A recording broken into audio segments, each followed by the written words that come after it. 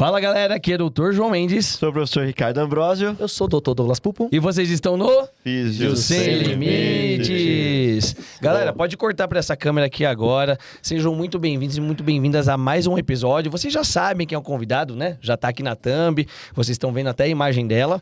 Mas antes eu quero passar alguns recadinhos para você. Já estamos próximos do Natal e nós temos aqui as nossas promoções de Natal do Saúde Pro. Então entra no link que tá aqui na descrição para vocês saberem ainda... Nossa! Tinha que estar com a meia de Natal, deixar né? mais pra frente, mas quando eu falo Natal... Não, já aproveitou.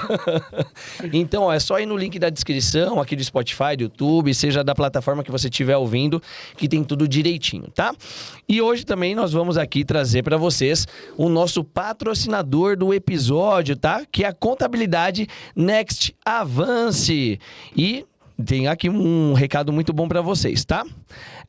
Ela é da contadora, a Ana Carolina. Ela que é especialista em contabilidade digital para pessoa física e jurídica. E ainda se tornou referência para profissionais de saúde que querem ter um negócio organizado, sem dor de cabeça e... arrumando toda a sua burocracia. Enquanto você foca no seu atendimento e no crescimento da sua carreira, ela cuida de toda a parte contábil com segurança, clareza e profissionalismo. Qualquer pessoa que pode ter um negócio bem estruturado, basta ter um contador certo ao lado. E é por isso que nós temos aqui a Ana Carolina como a nossa parceira, tá? Ana, obrigado por apoiar esse projeto e fazer parte dessa construção. Nós temos um QR Code aqui na tela praticamente o tempo todo aqui do... Tá aqui desse lado? Tá do desse lado esquerdo, de cá, do nosso né? lado esquerdo embaixo, eu acho. Isso, é só você apontar aí o seu celular ou ir também no link da descrição que a gente vai facilitar aqui para você que estiver no celular, que vai direto fazer o contato com a Next Avance. Beleza, gente? Bom, quem nós estamos com de convidado hoje aqui, professor Ricardo Ambrosio? Nós estamos com a doutora Fran Romanini. Aê, seja muito bem-vinda. Seja bem-vinda, Fran! Obrigada pelo convite. É uma satisfação estar aqui com vocês. Sou fã, né? Lá no Instagram, sigo, compartilho, curto. Tudo muito maravilhoso o trabalho que vocês exercem. É muito satisfatório ter a honra de estar sentada à mesa com vocês no dia de hoje. Obrigada. Obrigado. A honra é toda nossa, a honra é toda nossa. Mas, Fran, pra gente começar, eu sempre faço essa pergunta pra todo mundo, né? Quem é a Fran Romanini? Se você pudesse apresentar tuas formações, da onde você é. Tá bom. Atualmente eu moro em Florianópolis. Eu sou paranaense de naturalidade. Nascida em Jacarezinho, Paraná, mas moro em Florianópolis, atuo lá. Mas hoje, inclusive, né, minha atuação já expandiu de forma remota para além dessa barreira geográfica. Eu tenho como missão de vida trazer a mensagem a respeito da lesão medular, que é um assunto onde eu sou pesquisadora também. Então, fiz mestrado em fisioterapia na UDESC, após a minha formação, que eu me formei na UFMS. Fiz o mestrado já pesquisando em lesão medular. Depois, após encerrar o mestrado, continuei no doutorado, qual eu estou em fase de finalização. Eu precisei prorrogar. E aí, também mantendo a pesquisa na lesão medular, só que agora no programa de neurociências da UFSC, também lá em Florianópolis. Então, já são aí praticamente 10 anos pesquisando lesão medular e atendendo o público, que eu acho que é uma grande dificuldade que a gente vê hoje, que muitas pessoas pesquisam temas, mas não tem a aproximação prática técnica, né? Então, eu sempre tive isso como uma base para mim. Também tive experiência na área hospitalar, fiz pós na área, mas ali durou cerca de uns 5 anos dos princípios da minha carreira. E hoje, desde então, desde que saí do hospital, exclusivamente lesão medular. Fran, normalmente as pessoas elas vão buscar grandes áreas, neuro e assim por diante, né? Qual a sua história com a lesão medular para que você invista seus anos de carreira, de profissão, de pesquisa e tudo isso na sua vida? Sim, eu também concordo, né? A maior parte das pessoas saem da faculdade e buscam uma pós de área geral, né? Então, por mais que sejam especialidades, mas é ampla. Então, a neurofuncional é onde a lesão medular mais se encaixa atualmente, mas realmente é uma história muito pessoal que me levou a esse lugar de subnicho, né, da lesão medular. Eu me formei, fui em busca do mestrado por ser uma alternativa mais barata, digamos assim, de aprendizado, porque eu precisava aprender mais. E me simpatizei com a foto do currículo Lattes do meu orientador, que eu sabia que ele estava oferecendo vaga. Que no caso é o professor José Marília, o qual eu honro, e onde eu vou eu cito o nome dele, porque foi ele quem me tornou quem eu sou hoje, né? E eu submeti meu projeto por uma afinidade de imagem. E bem por fim, eu não sabia nada sobre lesão medular. Inclusive, eu acho que essa é uma grande deficiência na formação acadêmica que nós temos hoje, até mesmo em nível de pós-graduação.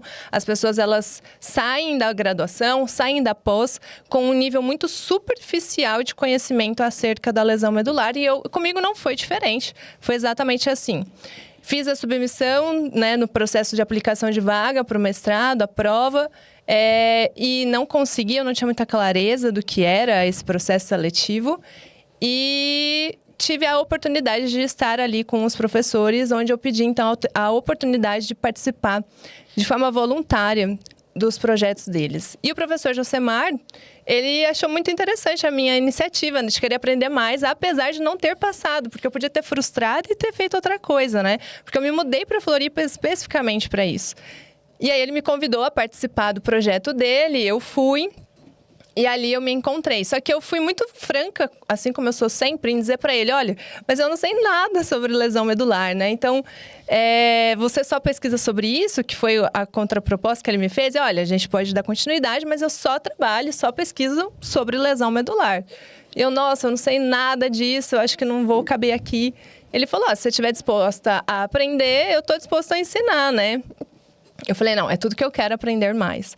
Só que lá a gente tinha a oferta de um projeto de extensão, onde oferecia atendimentos gratuitos ao público específico de lesão medular, que era um projeto criado por ele, já que é a área de pesquisa dele, né? E eu passei a participar de forma voluntária e eu me apaixonei, assim, porque eu vi o quanto aquelas pessoas precisavam de ajuda. Depois eu consegui ingressar no mestrado e após ingressar, eu vivi uma nova experiência que foi admitir um paciente meu nesse projeto, porque antes eu só acompanhava os outros mestrandos e alunos de graduação. E nesse processo de admitir um novo paciente, eu recebi um paciente que tinha perspectiva de voltar a andar. E quando eu vi ele deixar a cadeira de rodas, pegar o andador e sair andando, eu chorei mais que ele. E aquele dia, assim, eu tive muita clareza do porquê eu existia. Eu tinha vontade de sair correndo pela rua, dizendo assim, meu Deus, eu fiz alguém voltar a andar. Vocês têm noção? Tipo, é quase Jesus Cristo na Terra, né? Aquela sensação mágica. E para uma recém-formada, aquilo para mim era, meu Deus, mágico. E eu pensei, não, eu preciso aprender mais sobre isso aqui. Então, eu segui aprendendo. A segunda questão que me levou a um nível de profundidade do qual eu tenho hoje foi que, para fazer a minha pesquisa acontecer, eu precisava trazer novos pacientes para coletar. E eu não conseguia acesso a essas pessoas porque elas estavam sempre marginalizadas, né? Então, você não encontra facilmente pessoas usando cadeira de rodas em todos os lugares que você vai. E onde eu ia encontrar essas pessoas? Então, eu comecei a entrar em grupo de Facebook, em grupo de WhatsApp, em grupo de tudo quanto era grupo que tinha. Pena que o Orkut tinha sido excluído, porque eu ia estar lá também. Que era uma ótima fonte também, né? Eu ia estar lá também. E aí, nesses grupos, eu fui entendendo as dores dessas pessoas, porque eu era uma invasora do grupo. E eles trocavam tantas referências que eu nunca tinha ouvido falar. E meu Deus, que universo é esse que eu nunca ouvi falar a respeito? E aí eu pensava, gente, eles estão fazendo recomendações de saúde um para o outro sem nenhuma formação. E eu que tenho formação também não saberia dar uma recomendação. Então, como que eu posso achar isso errado, sendo que eles estão ali, né, totalmente negligenciados? Aí eu falei, não, vou fazer o diferente. Vou aprender para eu ensinar essas pessoas e ajudar elas nesses grupos. Então, isso foi um outro marco para mim. E aí, ali eu consegui trazer pacientes para coleta, consegui concluir as coletas de mestrado, mas eu comecei a perceber que os meus pares estavam vivendo essa mesma fragilidade que eu me encontrei. Então, foi onde eu passei a formar outros profissionais, né? E ali, cada vez mais, eu digo assim, né? Que a lesão medular é um universo à parte, é um universo totalmente amplo e muito específico. E cada caso é um caso completamente diferente. Então, atender só lesão medular também é um processo de aprendizado, porque assim eu posso ampliar ainda mais essa especificidade. E aí eu vou conhecendo essas dificuldades de forma mais profunda, até para que eu possa formar melhor ainda os outros profissionais que eu capacito. O que você está pesquisando no mestrado? Só porque você falou que mestrado fez parte desse processo, né? O que você... Agora no doutorado, mas qual que foi a pesquisa? A pesquisa do mestrado foi sobre avaliação na estabilidade na posição sentada. Então, eram processos de avaliação para identificar esse controle de tronco, como é vulgarmente chamado, né? E aí, a gente tinha análise para validar 2 testes que eles eram amplamente utilizados, mas não tinha validação do uso, né? Não tinha propriedade de medida estabelecidos. O meu grupo de pesquisa, ele trabalha muito com a validação e estudo de propriedade de medidas de escalas, porque a lesão medular ela é um universo tão específico que dificilmente a gente consegue obter bons resultados usando escalas que são de uso comum da neuro. Então, a gente faz esse estudo e até mesmo, de repente, faz o incentivo na lacuna da ciência para obter novas escalas e se construir específicas da lesão medular. Perfeito. Fran, já que o nosso podcast é tão democrático, né? Tem tantos alunos formados. Então, explica pra gente, né, o que é a lesão medular, quais são os tipos, o que define se os pacientes vão recuperar os movimentos ou não. Sim. A lesão medular, ela nada mais é do que um comprometimento na medula, né? E se confunde muito com a terminologia de trauma raquimedular, que não é sinônimo, embora seja utilizado, porque o trauma raquimedular é o processo lá que eles nomeiam quando há um acidente com impacto na coluna, mas não necessariamente vai haver o comprometimento funcional da medula, né? Agora, sendo diagnosticado esse comprometimento na medula, aí sim a gente passa a ter o diagnóstico de lesão medular ou lesão da medula espinal. Obtendo ali o conceito de que a medula ela é responsável por transmitir todas as informações do corpo para o cérebro e do cérebro para o corpo, quando a gente tem um comprometimento nessa região, nós estamos também impactando essa comunicação. Só que como a medula ela existem várias partes, eu digo que vários setores, né, dentro desse tecido. Existem setores responsáveis por movimento, outros por uma sensibilidade X, outra sensibilidade Y. Então, vai depender muito de qual área da medula foi atingida para a gente saber qual é o prognóstico que a gente vai encontrar nesse paciente. Existe um outro ponto também, que depois que há um incidente que acomete essa medula, existe uma segunda lesão, que é a lesão secundária, que a gente chama, que esse processo, ele se dá por uma questão de cascata inflamatória que tenta recuperar a medula, mas ele também pode lesionar. Então, às vezes a pessoa vem com um laudo hospitalar para nós que ela teve um impacto a nível de T7 na vértebra. E ela acha que a lesão dela é T7, mas não necessariamente, porque essa lesão secundária ela pode subir, ela pode descer, e o tecido medular atingido não necessariamente é no mesmo nível vertebral. Por isso é tão importante se fazer um processo de avaliação específico para a classificação do nível da lesão, porque esse nível pode ser completamente diferente do nível vertebral. Eu já avaliei pessoas que tiveram um acometimento a nível torácico com uma classificação cervical. Então, a abordagem, ela vai ser diferente, né? Então, eu preciso entender o que essa lesão na medula realmente impactou no corpo. E é essa escala padronizada internacionalmente que vai me dar essa visibilidade, né? De onde está, de fato, o problema. Tem sensibilidade? Vai recuperar movimento? Não necessariamente. Existem muitas pessoas que acreditam nisso, né? Meu paciente voltou a sentir o pé, então agora ele vai mexer o pé. Não é obrigatoriamente uma regra. Por quê? Porque pode ter atingido a área motora e não ter atingido a área da sensibilidade testada, né? Sei lá, superficial, tátil, enfim, seja qual a sensibilidade que a pessoa identificou existente. A mesma coisa o contrário. Pode não ter sensibilidade e pode ter movimento. Então, é por isso que a gente precisa de um processo de avaliação tão robusto e tão específico para poder ter um prognóstico mais adequado.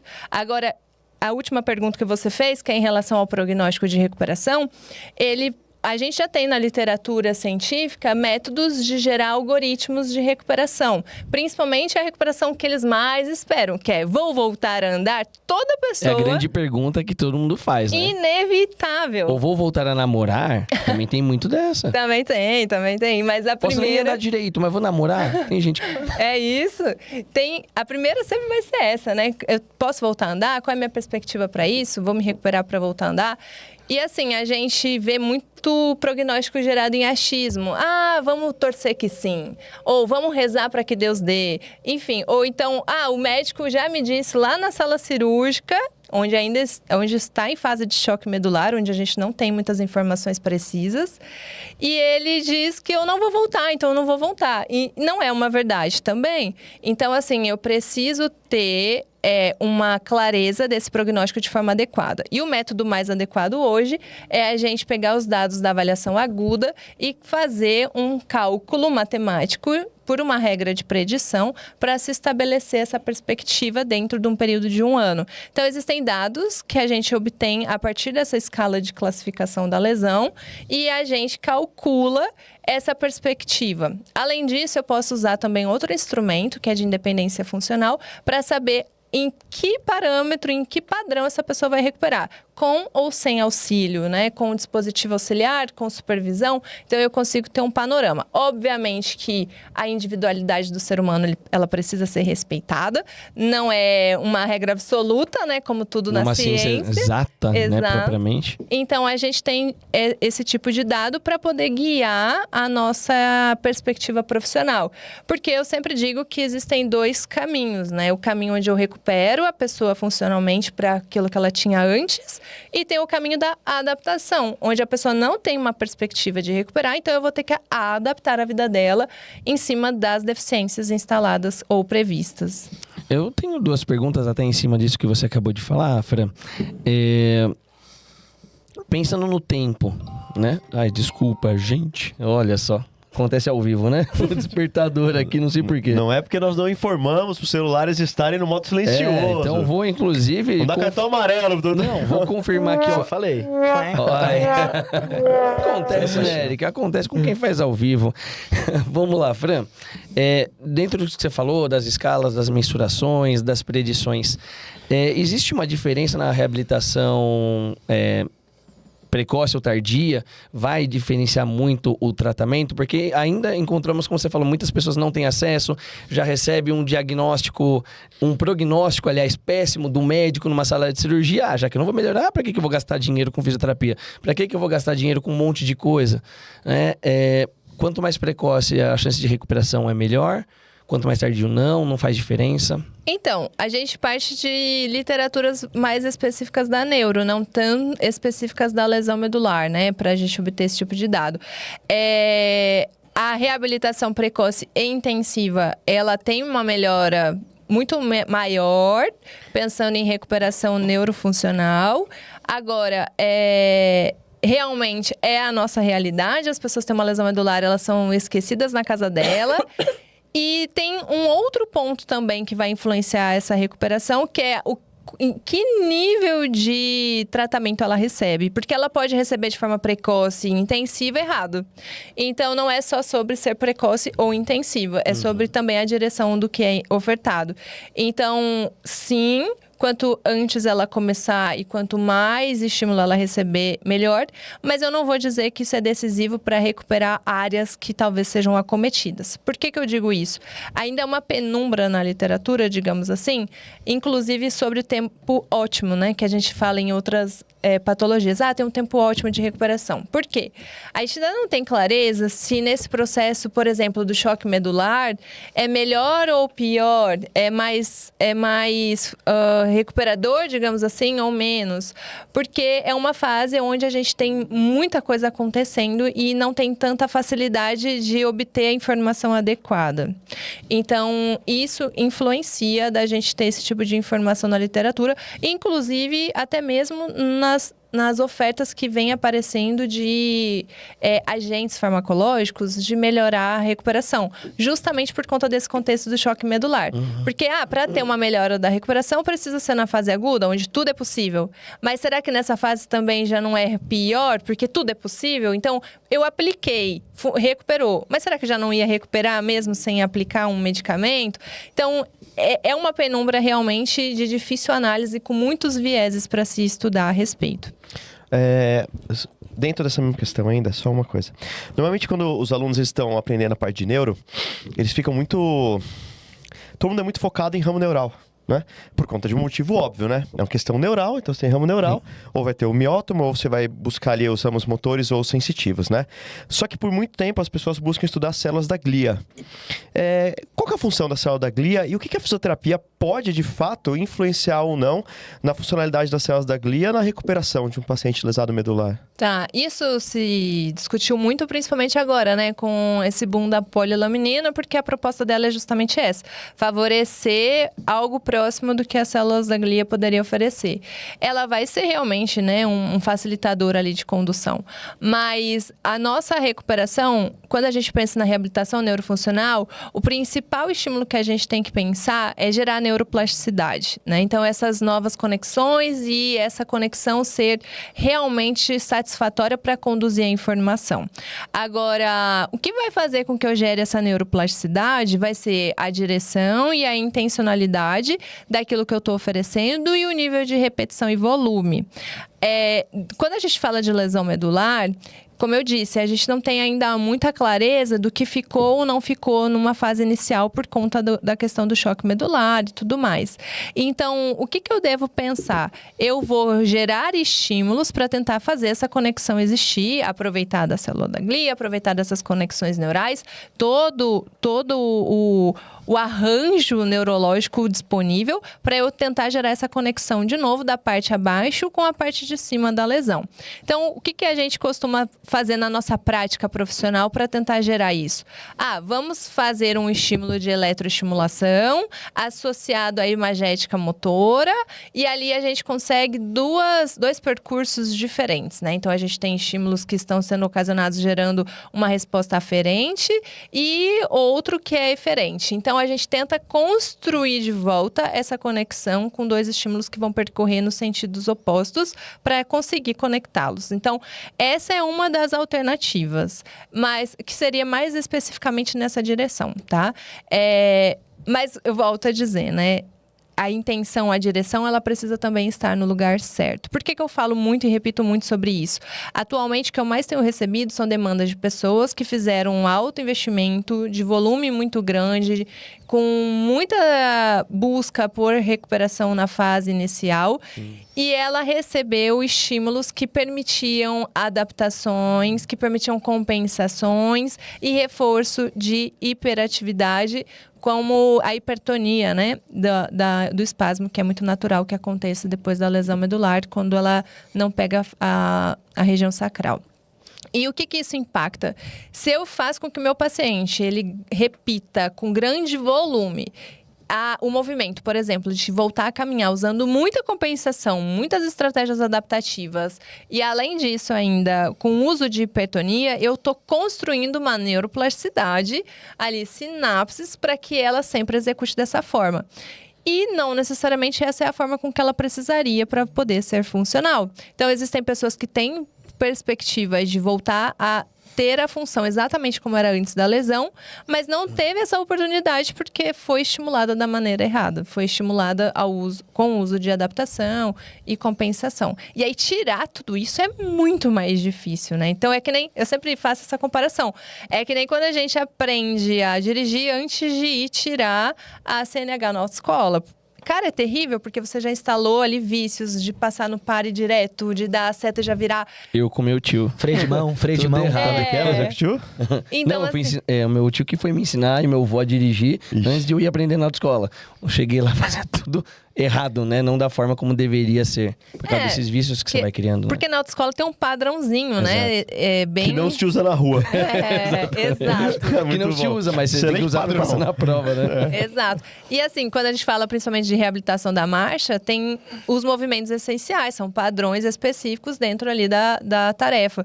E se eu não ensino corretamente, o corpo ele não tá nem aí. Se eu vou dobrar o joelho, eu vou esticar o joelho, se eu vou subir o pé, vou descer o pé. O cérebro, ele pensa, eu tenho que chegar até lá no João andando e toca a ficha. Se tem um músculo fraco que precisava ser usado, vou usar um que tá forte, compensa vamos ir lá. E vambora. E vai compensando. E isso se constrói um padrão de tarefa inadequado, né? Puxa aqui a câmera pra mim, Eric, fazendo favor. Eu queria passar um outro recadinho aqui, ó. Pra você que tá assistindo, o que você tá achando? Deixa o comentário aqui no YouTube, deixa aqui no Spotify que a gente quer saber o que é que você tá achando aqui do episódio. Além disso, nós não passamos o seu arroba, né, Fran? Pra seguir lá nas redes sociais. É o arroba... Fran Romanini. Romanini, do jeito que você fala. Fran com N, obviamente, de Franciele. Tá certo? Fran Romanini. E a gente deixa aqui na descrição pra vocês também. Além disso, também tem o Instagram da contadora.Ana Carolina, que é aqui do Next Advance Contabilidade, que apoia esse episódio aqui do podcast. Lembrando que tira uma foto, faz um print aí do seu celular, do tablet, do computador, da onde você estiver assistindo Físio Sem Limites. Marca nos stories, @Físio Sem Limites. Se quiser marcar o nosso aqui também, Dr. João Mendes, Ricardo Ambrosio Físio e Físio Douglas Pulpo, que nós vamos repostar vocês lá nos nossos perfis. Mas bagunçado, né? Doutor Ricardo Ambrosio, Ricardo Ambrosio Físio Douglas Pulpo. Você viu? A gente cria um padrão, né? Mas o Pulpo tem aqui uma perguntinha pra você, Fran. Fran, falando de Instagram, primeiramente, parabéns. O seu Instagram é ótimo. Obrigada. Eu sempre stalkeio bem todos os nossos convidados, né? E eu vi um vídeo que me marcou bastante, né? Viu que teve mais de, acho que 27 mil curtidas, que é o caso da Juana Calder. Falei certo? Joana Calder. Joana Calder, né? Então, até coloquei ali pro Eric passar, né? Que eu vi o caso dela, né? Um pouquinho. Então, depois, se você puder... Pode rodar aí?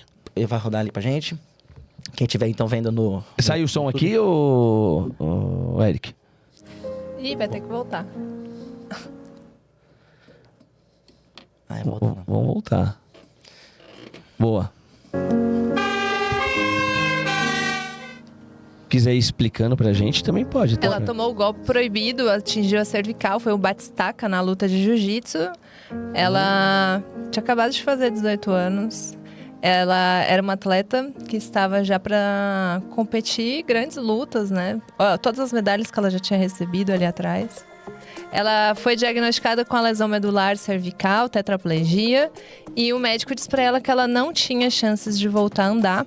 E o mais doido é que ela recebeu mais de um diagnóstico ainda na sala de emergência, em outra cidade, porque ela tinha ido lutar com um representante da federação, então ela estava sem nenhum familiar. Só essa pessoa de acompanhante, e ela recebeu essa informação de que ela nunca mais voltaria a andar. Inclusive, recebeu um comentário de que ela agora se tornaria uma para-atleta. Sem nenhum apoio familiar, né? Então, olha a falta de tato dos profissionais. E esse aí é o resultado da recuperação dela. Foram cerca de 6 meses, não necessariamente contínuos, mas 6 meses após ela já estava dando aula de luta e lutando novamente, voltando aos treinos. E 1 ano de lesão, ela já estava competindo novamente da forma como ela competia antes, sem ser para-atleta. Como que ela chegou pra ti? Então, ela chegou já começando a ter alguns movimentos, até aparece um pouco no vídeo. A perna esquerda, 0 movimento, não tinha nenhum movimento. Inclusive, esse foi um grande desafio, porque quando tem uma perna já recuperando e outra não, até ali ela empurra com a perna direita, essa eu tô começando a ver se ela realmente estava tendo um movimento recuperando. E foi logo após a alta hospitalar. Então, ela foi transferida da cidade onde ela foi acometida para Florianópolis, terminou o acompanhamento lá no Hospital de Florianópolis. E como lá muitas pessoas conhecem, né, o meu trabalho, os professores da universidade, enfim, várias pessoas recomendaram, até porque houve uma moção muito grande por parte dos atletas. O Romário, deputado foi ex-jogador de futebol, o lutador... Nossa, como é o nome dele? O Verdun, ele também assumiu parte da divulgação da vaquinha dela. Então, houve uma moção de arrecadação para a recuperação dela muito grande. E eles estavam em busca de um especialista que pudesse oferecer para ela uma boa perspectiva. E aí me indicaram, várias dessas pessoas me indicaram. Eu assumi o caso dela no mesmo dia em que ela recebeu alta. Inclusive, era o dia do meu aniversário. Saí da comemoração e fui lá encontrar ela. E a perspectiva dela era incrível, assim, porque aí eu fiz a avaliação, já calculei ali na hora, porque a família estava muito ansiosa. E eu falei, de acordo com os cálculos, com todas as evidências científicas, tua perspectiva de recuperação, ela tem tantos %, né? Então, ela tinha, agora eu não vou lembrar de cabeça, mas acho que era 98% de perspectiva de recuperação. Só que para isso a gente vai precisar realmente fazer um intensivão, né? Então, eram 7 dias da semana no primeiro mês, fazendo 3 horas de fisioterapia contínua. Só que ela era jovem, estava acostumada a sempre lutar e tal. Então, ela fez uma pausinha para depois conseguir voltar com mais força, assim, né? Então, a gente foi fazendo de forma como psicologicamente para ela também era mais adequado. Então, às vezes a gente diminuía um pouco o volume de horas, às vezes aumentava, dava uma pausa de uma semana, enfim. E o mais legal é que ela nunca deixou de ir pro tatame. Então, eu incentivava também, porque, até pensando nisso, né, da neuroplasticidade, nós reconhecemos os nossos ambientes de grande participação de forma muito mais fácil, né? Então, eu usava muito dos movimentos do Gil. Eu nunca tinha lutado Gil, ela me ensinava e nós usávamos... Teve que entrar no campo mesmo, né? Tá em que faixa? Não. Eu não cheguei nem Black Belt, aqui eu sou Black Belt, né? Começa assim, o pessoal Eu não cheguei em lugar nenhum, nem um rola satisfatório foi isso. Aconteceu. Mas a gente jogava tatame no chão e aí eu falava, tá, Ju, o que falta hoje pra você ser uma lutadora? Qual movimento você tá com dificuldade? Aí ela me mostrava, olha, eu não consigo e tal, mostrava um vídeo, alguma coisa. Eu, tá, então agora eu vou deitar aí, vou fazer e você vai ter que lutar contra mim pra você exercitar esse movimento. E vai, e repete. Dela? Nunca. Imagina. Não. Ó, nesse nível que eu sou boa, né? Aí, e assim foi. Então, ela tinha a perspectiva de já ter recebido alta antes dos 6 meses, mas ela não recebeu porque ela queria voltar a lutar como era antes. Então, a gente precisava ganhar a agilidade. E quem sofre de hipertonia, espasticidade, acaba tendo esse comprometimento que tem dificuldade nas agilidades, né? Então, a gente precisava ganhar essa velocidade nos movimentos para ela passar a guarda e tudo mais. Então, assim, era um treinamento extremamente específico para a finalidade dela. Eu voltaria a lutar no lugar dela? Nunca, mas era o objetivo dela e eu fui conforme o objetivo dela. Inclusive, isso é algo que eu sempre falo para os meus alunos fisioterapeutas, né? O objetivo não é nosso. Então, o objetivo é o do paciente e a gente vai andar de acordo com o objetivo dele, com as nossas orientações, óbvio, né? Sabe uma coisa que começou o vídeo com um negócio que deve dar muito BO nessa área? Muito. Por quê? Começou o vídeo com a questão... Começou o vídeo com 2 coisas que são embaçadas. Primeiro, com qual é o profissional que comunicou a má notícia. Olha que bonito. A maneira de falar. O médico falou que ele não tem nenhuma chance de voltar a andar. Então, primeiro, com o profissional de primeiro contato ali é o médico. Exato. E ele, normalmente, numa fase que talvez não devesse, né, na fase de choque medular, comunica uma má notícia. Beleza. Aí vai pra fisioterapia.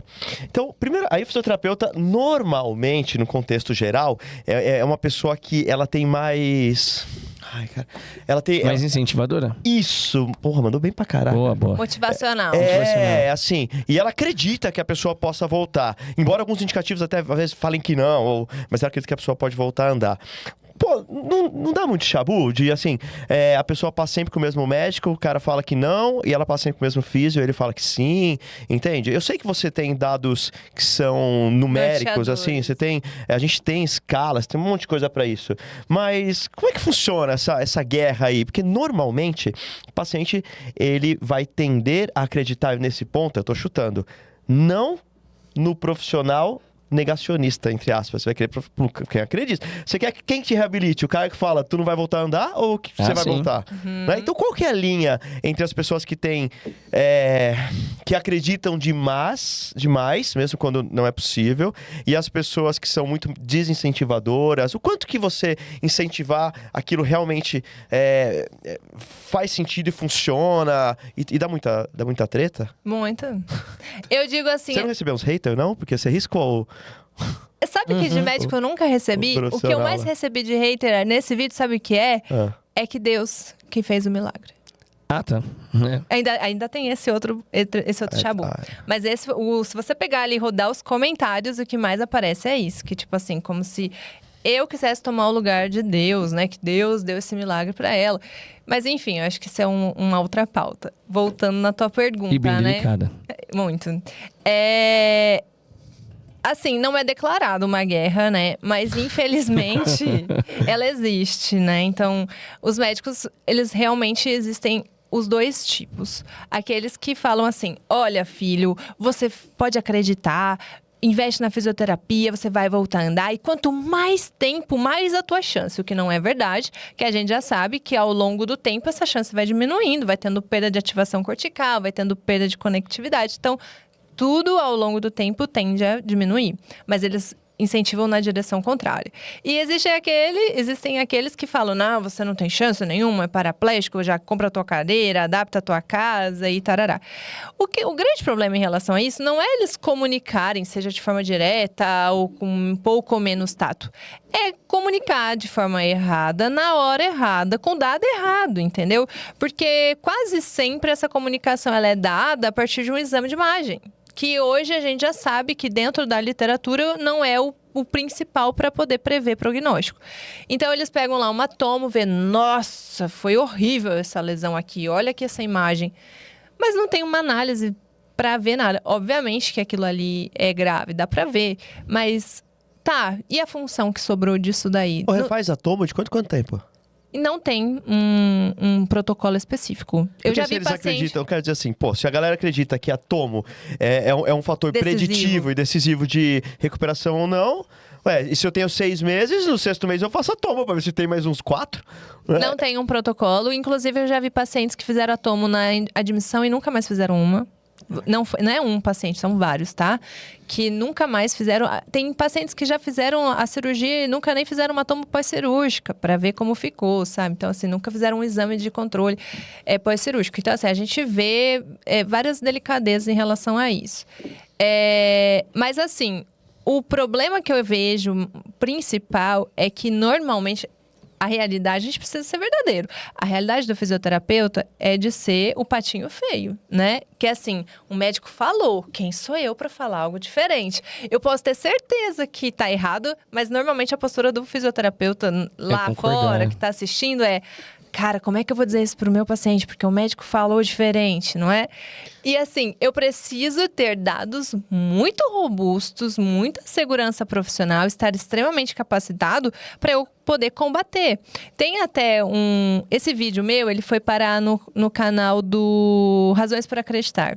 E eu discuti com um fisioterapeuta nesse vídeo, lá no Razões para Acreditar. Por quê? Porque ele falou assim... O tempo todo, né? Não, porque assim, eu discuti com o cara, porque ele foi legal no comentário dele, mas ele foi legal de forma errada, porque ele falou assim... Não, legal de forma errada. Me explica melhor. E houve discussão, vamos lá. Ele falou assim, não... Onde já se viu o médico falar uma coisa dessa? Eu já atendi pacientes que recuperaram e não se dá um prognóstico dessa forma, tal. Até aí, legal. Foi super legal. Mas aí, a segunda frase dele era: eu vou mostrar esse teu vídeo para os meus pacientes para eles verem que tem chance de melhorar. Aí embaçado. Você não pode prometer uma coisa que cada indivíduo vai reagir de uma forma. Aí eu fui e respondi ele, né? Porque daí tinha vários outros comentários assim: nossa, é lindo, nossa profissão é maravilhosa, pena que ela é desvalorizada. Aí sempre tem esse comentário. Isso aí vocês veem todo dia, né? Aí tá, aí esse toda cara... hora, praticamente. Nem eu só dia. vejo quando o João inventa os tipos de vídeo que eu tenho que postar. Ou seja, todos. Então, assim, esse cara também falava sobre a gente ser desvalorizado, né? Então, eu peguei e respondi ele, eu falei, tá, ok. Mas como que você dá o prognóstico para esse paciente? Eu concordo com você, o médico errou na forma dele de dar prognóstico, mas como que você dá o prognóstico? Aí ele me respondeu isso. Eu falo para ele que ele tem que acreditar, que ele tem que ter fé e mostro outros casos que recuperaram. Mas você tava no Razões para Acreditar. Tem que acreditar. Nossa, isso. não, é verdade. Fran, desculpa, o João tá certo, você tava deslocada. Nesse momento, fora. em algum lugar, o fisioterapeuta tá falando, no canal que eu sigo, a pessoa tava lá, certa, mas errada, né? Por isso que eu falei, ele foi legal, mas foi errado. E aí eu falei, não, olha, não, você também tá tão errado quanto o médico, entendeu? Porque você tá dando prognóstico tão impreciso quanto ele, né? Específico quanto ele. Porque não dá, a gente não combate um prognóstico dado pelo médico com achismo, porque o médico foi achista, você também vai ser? 2 erros não fazem um acerto. Então, para eu combater, eu preciso de um dado que talvez seja exatamente o dado que faltou no cara, no médico ou no enfermeiro, seja lá qual profissional que veio antes de mim que falou de forma inadequada. Então, esse é o grande problema, é a gente admitir essa postura com capacidade. Na vida pessoal, pensando em coisa que não faz nem parte da gente, né? Mas a atleta que lesionou ela com golpe proibido, tipo, trocou Eu tava ideia pensando depois, nisso, falou cara. alguma coisa? Ou Na verdade, eu vou entendeu? até Tipo, pra outra pergunta, eu não junto sei, ela com não tá essa. aqui, né? A gente tá... Você que vivenciou aquilo e vivenciou o mundo do jiu-jitsu, participando ali no tatame, etc. Provavelmente é técnico junto, algum treinador. Já que é um movimento proibido e que corre até em risco de vida, o que aconteceu com essa atleta adversária? É Ela foi processada? É proibida. presa? É o quê? Não é É uma tentativa de assassinato? O que é? Não é presa, nada. Não, sério. Mas ela foi proibida de lutar, né? Então ela não pode concorrer. Na justiça competir. desportiva... Só em questão de federação. Então ela não pode mais concorrer a jiu-jitsu. Caraca, só... Porque num mundo normal, numa briga de rua, digamos, que você faz isso, você vai preso. Né? Por isso que... Mas como é se uma briga de bicho rua? e Mas sabe como assim que que é é briga de rua? Não. O quê? Clube da Luta. Não, tô dando um exemplo, né? Mas Não pode fale ser- sobre o Clube da Luta. É a Eu não primeira sei o regra Clube do da Clube da Luta. Ah, tá. Eu não assisti, eu não sei. Ah, João, sério? É sério. Caraca, Já assistiu quem o aqui Clube da assistiu o Luta? Clube da Luta? Comenta aí, não é possível. Não, vocês não assistiram? Só você nem o Onde vocês Pulpo. viram? Também não, Mas também olha não. a idade do Pulpo, é muito novo. Johnny, já assistiu? Também não? Eric? Vocês nunca assistiram Clube da Luta? Você tá sozinho não. aqui, tá isolado. Vamos continuar essa conversa não é aqui. possível isso, cara. Não, Levanta a janelinha aqui pro Ricardo. Vocês não assistiram o Clube da Luta? Não, mano. Você nem quer. Isso é o quê? Um filme? Fantástico, é do Brad Esse é um Pitt, filme, é uma antigo. série? Um filme do Brad Pitt antigo, fantástico, do Clube da Brad Luta. Pitt? Puta, O cara é não, o filme é famoso. fantástico, Não, é o cara- absurdamente é bom. fantástico. Sob nada que a Mas gente tá fala sobre falando... lesão medular também? Alguém deve ter lesionado lá Pode durante ser, o é filme. possível. Mas... Pera, que parte a gente tava? O que aconteceu com a menina? E ela veio Isso. trocar ideia com a lutadora, alguma coisa? Olha, eu não posso abrir dados da vida da pessoa. lógico. É real, tá? é real. Puta, a gente mandou muito mal nessa. Não, mas Não, aqui não, o é negócio verdade, de agora fora a Assim, gente é- não- se eu tivesse nem fale liberação, mais, eu é verdade. falaria, mas Não, eu realmente não não. posso. Bom foi a cara do Johnny, fez... É verdade, gente. A gente Ah, mas é só procurar o arroba dela, a gente Não, procura a procura- história aqui aqui. E ela foi me curiosidade segue, sabia? genuína. A Ju? Ela me segue. Eu fui stalkear... Quem? A mulher que lutou contra ela? Não. Ah, não. Não. Olha o Pulpo aí, gente. Eu fui... A Ju me segue. A paciente dela. A paciente dela. Acho que tem uns 20 mil seguidores também. Não. A visibilidade dela aumentou muito, até por conta da campanha, né? Que teve muitos grandes lutadores. Então, a galera do jiu-jitsu é bem forte lá no perfil dela. E até porque o pessoal acompanha o nível de recuperação. Porque, assim... Recuperar a lesão medular tende a ser visto como voltou da capenga, caído pro lado, com uma muleta, arrastando o pé. E você entra no perfil dela, ela tá fazendo trilha, ela Exato. tá lutando, ela tá andando, ela vive... Tanto que ela até tirou da bio dela os dados da lesão dela, porque, tipo, já não faz mais sentido. Ela já não é mais a pessoa que viveu a lesão medular. Ela é exatamente a Ju que era antes da lesão medular. E é isso, sabe? É isso que eu falo todos os dias. Gente, a gente tem que buscar ferramentas para oferecer para o paciente quem ele era antes de viver aquela situação. Então, eu acho que esse que é o grande boom do perfil dela, de mostrar a vida como ela é. Você falou que o pessoal apoiou, que o pessoal fez vaquinha, isso e aquilo. Agora, uma pergunta sobre a realidade do nosso país envolvido a lesão medular. Acredito que com vaquinha e com incentivo financeiro, recursos fisioterapêuticos, médicos, aparelhos, medicações, recursos tecnológicos foram muito bem utilizados e abordados com ela. Qual é a realidade de um fisioterapeuta que não tem acesso a grandes equipamentos conseguir fazer uma recuperação tão boa, digamos assim, manualmente? Então, mas se você entrar lá no perfil dela e ver o que realmente rolou, zero tecnologia. A única tecnologia empregada foi a eletroterapia, que hoje até tá mais caro do Aparelhos que a minha época. como chama? De descarga de peso? Ah, Eu não. esqueci o nome. Aquilo ali, o aparelho que aparece no vídeo dela fazendo marcha sustentada. Isso, marcha Foi uma sustentada. experiência que nós usamos da estrutura da universidade, lá onde a gente tem o meu grupo de pesquisa, né? Então, ele tem uma parceria com o grupo maior de pesquisa e ele conseguiu financiamento para ter um aparelho importado e tudo mais. E ela queria viver essa experiência. Então, como a gente tem oferta de atendimento gratuito ao público, eu organizei, já que sou parte desse grupo, organizei dela ir fazer essa única experiência na vida. Então, houve apenas um único estímulo nessa direção.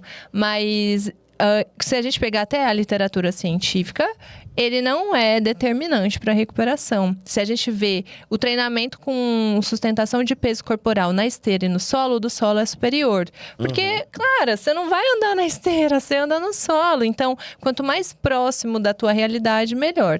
Agora, eu preciso fazer o atendimento da pessoa com lesão medular na casa dela. Perfeito, não haveria nada melhor. O que você vai precisar? A consciência de quais são os padrões de movimentos necessários, então, componentes essenciais de cada tarefa. um grande aprendizado de biomecânica, entender o que cada músculo faz, o que cada movimento precisa. Um aparelhinho de eletro, cara... Ó, você vai pra Lua. Então, não precisa... Tem gente que acha... Meu Deus, eu preciso de um TDCS, eu preciso de um TMS, eu preciso de sei lá o que parada, que a pessoa acha que vai investir horrores. Não, não é necessário. O principal... E eu até digo que... Vou falar que... Até vou fazer jabá pra vocês, tá? Fisiodomiciliar. Qual é o grande boom e a grande mágica? Você tá colocando a pessoa dentro do próprio ambiente dela. Eu sempre faço essa comparação. Dorme num hotel que você nunca esteve, acorda de madrugada a fazer xixi de luz apagada. Você sabe chegar no banheiro? Não chega. Se bate em alguma coisa, pelo menos, provavelmente. Cara, você vai tocando aqui em tudo. O teu cérebro não construiu a estrutura aqui Eu espacial. viajei muito nesses últimos 3 meses, eu achei que eu tava até virado de lado. Eu dormi pra um lado, eu achei que eu tava do outro. Isso. Acontece, Não, é mas verdade. peraí. Não, é sério. Mas como assim? acontece. Tu não sabia que você tá... Isso aí é vestibular, não é? Isso aí é tem que ter Pix. reabilitação, não tem? Você tem um Mundo invertido, tá ligado? de sentir que você tá virado por É dentro mundo da invertido. janela. E daí você acorda, mas na Eu dormi verdade com você o tá Vecna. virado, você não sabe pra que lado que você tá. Você dormiu com o Beck, né? É sério. Mas E isso aí- acontece. É Exato. legal. Amor, você tá bem? Não, eu não sei se eu tô pra direita ou pra esquerda. Me ajuda. Tá no mundo invertido, tá ligado?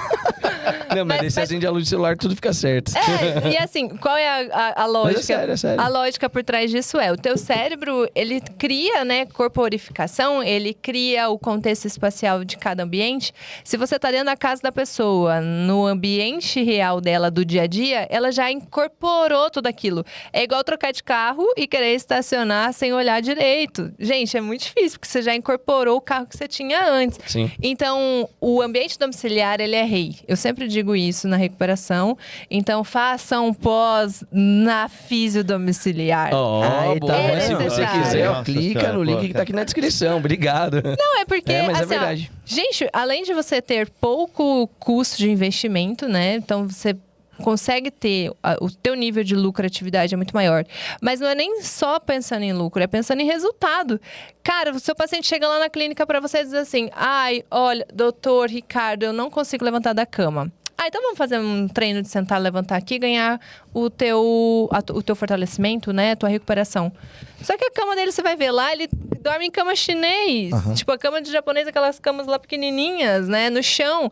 Ele nunca vai melhorar, porque ele tá treinando numa maca alta, numa cadeira. Então, quando você tá inserido no cenário, você vê especificamente onde está o desafio, a dificuldade e treina ela. Então, é muito mais rápido de recuperar.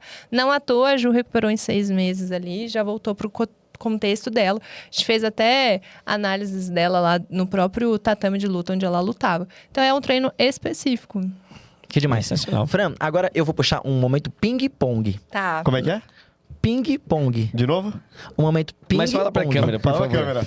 Agora Vai, pô. eu vou puxar o momento ping-pong. Ping-pong. Boa. Olha, pode ser um bolo. muito bom. Momento pupo. Aí, boa, Olha, legal. Boa, legal. Você é o Resolvido. responsável desse quadro a partir Esse de é agora. ótimo Agora pra vai. cortes, tudo Momento mais. Pô, vai lá. Fran, agora... Vamos fazer vai uma ser- vinheta pra isso, Eric? Na próxima? Tudo pô. Pensa nisso. Vai ser legal. Mas eu gostei. Aí, Vai ser ó, boa, vai ser boa. Cada um faz uma, fechou? Pode ser? Não, esse é o momento. Não, esse é o momento. Meu É momento? pulpo. Cara, que É o seu legal. momento. Meu momento agora, podcast. Fran, vamos lá então. Lesão completa ou incompleta? Qual te desafia mais? Completa. Um equipamento que você não vive sem? Eletroterapia. A maior Eletroestimulador, né? Boa, boa. A maior mentira da neuro. Que pacientes com lesão medular não recuperam. O maior talento que a fisioterapia te deu, te proporcionou. Empatia. Uma frase que você repete para todos os pacientes. Fisioterapia... Não, posso fazer de novo? Claro que pode. Aí só tem uma chance, pô. Agora vai ser popô. Aí é bom, já tô treinado já.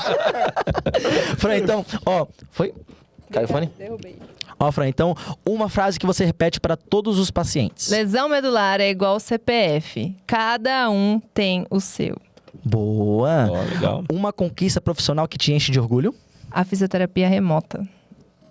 A maior inovação da neuro, ou geral, ou da sua área. Telehealth, eu diria. Boa. E a última, uma palavra que define a reab da lesão medular. Resiliência. Boa. Boa. Esse foi o momento Pupô. Caralho. Vamos criar uma vinheta, tá? Eu vou Meu. trazer o vídeo pra você na próxima e vai ter isso aí direitinho. Ó, fiquei com uma dúvida bem Vai rápida. aparecer até o rosto dele, a carinha dele. Vai ser legal. Não, vou montar, você vai ver. fica legal. Caraca, Pupo, você arrepiou, velho. Foi legal? Que eu pensei Pô. nesses cortes rápidos assim. Eu falei, então bora fazer. É, a ideia foi dele mesmo. Foi legal. E Adorei. é a primeira vez que está sendo E você empregado. foi bem, porque a gente tentou em alguns momentos, e nem, cada um tem seu perfil. Responder rápido, você respondeu rápido o suficiente que dá pra usar num corte curto, assim, né? Que bacana, Mas pô. eu juro que eu achei que a frase que mais você repetia para os pacientes era força, força, força, força, força, força, força. Ah, pode ser. Força, Eu achei que seria isso. Que o Pilates é contrai abdômen. Contrai. Core. Umbigo. Ah, igual Umbigo nas comigo. costas, umbigo nas costas. Não, e segura o xixi. É, Segura o xixi. Eu acho que não se usa mais, né? O xixi? Não, o ah, pessoal usa. Jesus usa. No Pilates? Ah, olha, nada deixa de ser usado no Brasil. É. Nem forno de beer. Nem forno de beer. Nem Eu parafina, posso falar o nem forno de beer, turbilhão e por aí algumas vai. coisas que eu tinha na faculdade, na época que dava aula, eu falava, pra que serve? Tem sempre alguém que fala, eu uso até hoje, é fantástico. Uso até, é fantástico, porque no frio é embaçado. Tá? Deve ajudar. Mas só antes da gente... A gente já tá encaminhando pro nosso final, mas eu tenho uma pergunta muito Sim. interessante, eu acho. Você já citou algumas, mas quais são as maiores mentiras em relação às recuperações ao tratamento da lesão medular, né? A gente vê, por exemplo, em casos de oncologia, medicamentos milagrosos, coisas do tipo. Existe esse tipo de coisa também para lesão medular? E não vamos falar se é médico, se é fisioterapeuta, pode ser de qualquer área, tá? Quais são as promessas mais absurdas que você já viu ou ouviu falar de paciente? Porque muito paciente já chega, já tentou fazer de tudo, muitas vezes, né? Sim. O que você já ouviu de tão absurdo? O mais absurdo que eu já ouvi foi um paciente dizer que ele foi numa benzedeira e ela disse pra ele que se ele tirasse as calças e entrasse no mar, ele sairia de lá andando. E ele fez. E a revolta maior dele, né? Obviamente ele saiu de lá sujo, molhado, sem calça, na cadeira de rodas. Então, assim, esse foi o maior absurdo de todos. Mas a gente vê absurdos no sentido de orientações profissionais, que não são tão graves quanto esse, né? Mas pessoas que são orientadas a continuar, que ao longo do tempo, até que eu já citei antes, que ao longo do tempo ela tem mais chances de recuperar, o que não é verdade. Ou então dizer para ela que se ela acreditar ou só acreditar, isso é suficiente. Pessoas que têm uma lesão completa, que elas são desestimuladas a incentivar movimentos abaixo da lesão. E até mesmo lesões que nem se sabe, nem tem clareza se é completa ou incompleta, e são também recomendados a não estimular áreas abaixo da lesão, como se não houvesse chances de melhorar. Isso, embora pareça retrógrado, ultrapassado, ainda existe, né? Até vou abrir um parênteses aqui, se vocês me permitem contar uma Lógico. história. Eu recebi uma vez uma mensagem no meu Instagram de um rapaz de Manaus. E até tem um destaque no meu perfil contando a história dele. É Caso Daniel, o nome do destaque. Que ele me mandou mensagem dizendo que ele tinha sido abandonado pela família, pelos familiares, pela esposa, enfim. E que ele ficava sozinho em casa, ele tinha tido uma lesão medular. E que ele estava já há vários dias sem comer, sem tomar banho e tudo mais. Então, imagina, né? Uma pessoa com lesão medular sem tomar banho, né? Tendo ali todas as suas excreções acontecendo na cama. E ele me pediu ajuda porque ele queria saber se ele realmente estava destinado a ficar na cama. E eu pedi pra ele vídeos. E nos vídeos que ele me enviou, ele se movimentava, ele conseguia mexer o pé, conseguia mexer o joelho. E ele até me mostrou lá uma parafernália que uns amigos construíram, algo que ele mesmo bolou. Um cara, tipo, uma visão muito à frente, que era umas roldanas, umas polias pra ele poder estimular. E aí ele falou assim que foi uma enfermeira visitar ele e falou que não era pra ele usar mais aquilo, porque não ia adiantar de nada, que ele tava perdendo tempo. Pois bem, quando ele me mandou os vídeos e eu vi o contexto onde ele estava, além de eu ter chorado, claro, eu falei, não, Daniel, vamos dar um jeito nisso e eu vou ver aqui o que eu consigo resolver. Aí me movimentei em meu grupo de pesquisa para arranjar pessoas para assumir essa causa comigo. E foi bem quando o conselho permitiu que a gente fizesse físio remota, que até então nós não poderíamos. Foi bem nessa transição de poder. E aí eu trouxe ele para o nosso programa de assistência do projeto de extensão, que com a pandemia, passou a ser remota. O Então, já que era... teleatendimento. Isso, já que era remoto, então trouxe ele para ser incluído, além dos pacientes que já estavam em assistência, que só mudou o formato. E em cerca de, 6, 7 meses, ele já tomava banho sozinho, ele já ficava em pé, já estava começando a andar, trocar passos, tomar banho, comer, se alimentar. E aí ele me manda mensagem, Quantos né? dias? Cerca de 6 meses, 8, por aí. Caraca, é pouco? Mas é porque ele tinha movimentos ali já prontos, mas não estava sendo estimulado porque disseram para ele que ele não tinha chance de recuperar. Então, quando ele me manda essa mensagem de novo com o vídeo dele andando de andador, eu falei, caramba, né? Isso parece, tipo, algo de anos atrás, né? Das pessoas acreditarem que lesão medular era algo destinável, assim. Tipo, lesão medular nunca mais anda, vai ficar acamado o resto da vida. E não era, a gente tá falando aqui já depois dos anos de 2020, sei lá. Eu me perdi um pouco nos anos por conta da pandemia. Então, eu falei, pô... Não é só o Daniel que tá passando por isso, né? Então, eu faço muito essa divulgação também no meu perfil dos casos que voltam a andar, que voltam a se mexer. E tem gente que fala assim, e ela se posiciona como milagreira, Jesus Cristo e tal. Mas não é, é porque tem tanto profissional deixando que pessoas acreditem que elas não recuperem. Eu quero fazer o diferente, tipo, mostrar, dá pra recuperar sim, dá pra voltar à vida como ela era antes, talvez com algumas adaptações, dependendo do caso, mas dá, porque a gente precisa ter esses dois cenários, né? Senão só fica aquele em evidência e a pessoa realmente acredita que a limitação, ela é algo... absolutamente correto. Então, eu acho que essa é uma grande mentira que as pessoas acreditam. Não vamos estimular, porque não vai voltar. Como todas as áreas, sempre tem seus absurdos, né? Uhum. Bom, gente, lembrando aqui para vocês que tem um QR Code na tela, que é da Contabilidade Next Advance da contadora Ana Carolina. Então, se você tiver dúvidas aí sobre imposto de renda, questão de nota fiscal, você pode ser MEI? Eu acho que não. Você tem que abrir seu CNPJ ou através do seu CPF também. Você tem todas as suas particularidades como fisioterapeuta. Tem dúvidas? Já chama aqui no QR Code a contadora Ana Carolina para tirar todas as suas dúvidas. E avisa, principalmente... E o quê? Avisa que veio daqui do filme. Não, e avisa que vai ser limites. Lógico que ela vai fazer um negócio melhor ainda, especial, e dar uma atenção especial para vocês. Ficou algum questionamento, alguma dúvida que vocês precisam? Bom, se bem que na verdade tem bastante coisa, tem mas... muita coisa que a gente pode abordar aqui ainda, né? Mas, Fran, nós sempre deixamos o nosso convidado encerrar, não somos nós que encerramos. Nós queremos agradecer demais a sua presença. Eu tenho certeza que para muita gente desmistificou a lesão medular, inclusive para mim. Claro, também. Né? Muita coisa me desmistificou. E nós temos essa câmera aqui especial para você ter esse momento, para passar uma mensagem, deixar os seus contatos, quiser falar se você tem algum curso, alguma coisa, pode oferecer aí pro pessoal. E é isso, foi muito incentivador, não só para o fisioterapeuta, mas também para as pessoas de fora que assistem, inclusive pessoas que provavelmente têm lesão medular. E agradecer pelo seu trabalho incrível, que também eu já acompanho, acho que eles também já há muito tempo, e que conseguimos encaixar essa data até que enfim, para fazer esse podcast. Foi sensacional, ela obrigado assim, mesmo. Tal data eu vou, vixe, esse aí a gente Mas tá a gente não viajando, tal data eu vou, consegue, a gente não tá gravando, tal data eu vou, a gente já tem, louco, doideira. Agora deu certo. Enfim, vou começar claramente agradecendo, né, a oportunidade de estar aqui de novo. Eu acho que falar sobre lesão medular é extremamente importante, justamente por conta disso que você acabou de citar, desmistificou pra mim. E eu acho que são tantos mitos, tanta falta de clareza sobre o assunto, que eu, sempre que eu posso, eu realmente me esforço pra poder estar nos ambientes. Eu tava agora me organizando pra casar, eu dei aula, eu dei palestra, eu participei de encontro, e as meninas assim, meu Deus, você tá louca? Você tá vendo vestido de casamento, termina de ver o vestido e tá numa aula voluntária. E eu digo, cara, isso é minha missão, sabe? Realmente levar a informação a respeito da lesão medular, tirar essa da penumbra, tirar de trás da cortina e mostrar, gente, lesão medular, ela existe. Você talvez não esteja vendo ela porque essas pessoas estão negligenciadas, elas estão marginalizadas, enfiada numa cama, sendo que talvez ela poderia estar andando. Então, realmente é algo que eu tomei pra mim como uma missão. Agora, meu recado pra você que tá assistindo é que você não seja nem do time do vamos, vamos, vamos, e também não seja do time de, talvez não dê nada certo.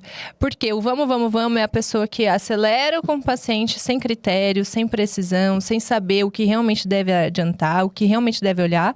E o time do, talvez não seja possível, é aquela pessoa que subestima a potência e o quanto essa pessoa, o seu paciente pode melhorar. Então, vamos tentar o caminho do meio, né? O caminho onde a gente inclui evidência científica, mas também humanização, onde a gente entende quais são os critérios, a direção, a velocidade, o que é bom, o que é ruim, o que o paciente precisa. E é para isso que eu trabalho hoje, né? Então, a minha missão não é só estar aqui num ambiente como esse, fazendo divulgação de informação, aumentando o nível de fala e conhecimento acerca da lesão medular, mas também de carregar profissionais. Então, atualmente, a gente tem uma enorme demanda de pessoas com lesão medular, precisando de atendimento especializado, que seja atendido por um profissional que saiba responder uma dúvida simples, às vezes de, eu não estou conseguindo urinar, o que eu faço? Que essa pessoa não está conseguindo esclarecer uma dificuldade.